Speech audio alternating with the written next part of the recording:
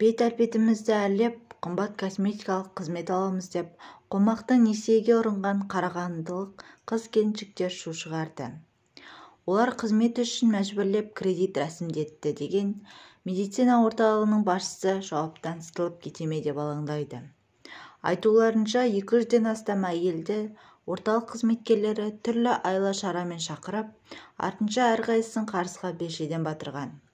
Алайда бар ақшаны жиып, артынша ізін суытқан орталық қожайыны қазір қамауда болғанымен, сот оған қатысты әлі ешқандай шешім шығармады дейді. Қарағандыдағы сұлулық медицина орталығына барып, бет-әлпетін әрлеймін деген бұл әйелдер мойындарына қарыз арқалап шыққандарын айтады.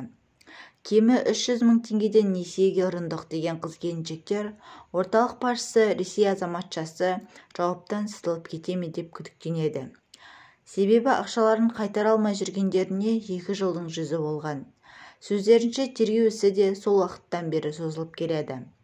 Осынша адамды қарызға батырғандардың ісі жақында ғана сотқа жолданған екен.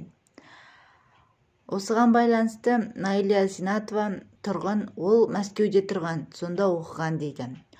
Отбасы да сол жақта. Бірақ белгісіз жайттармен біздің елге келіп, біз секілді аңқауларды тауып алған. Күдіктінің барлық мүлкі Ресейде. Сондықтан алашағымызды қайтару бізге қиын болып тұр. Бірақ әділдікке жету үшін соңына дейін баруға дайынбыз. Орталықтың жер жарған жарнамасына алданғандардың тағы біреуі Айгүл Аханова. Бетін әрлетемін деген оның басындағы 4 бірдей несиесіне қарамастан 395 мың теңгеге қарыз қалдырыпты.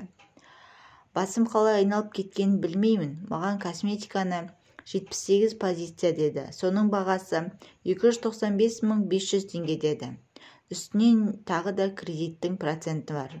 Сонымен 395 мыңға кредит алдым дейді.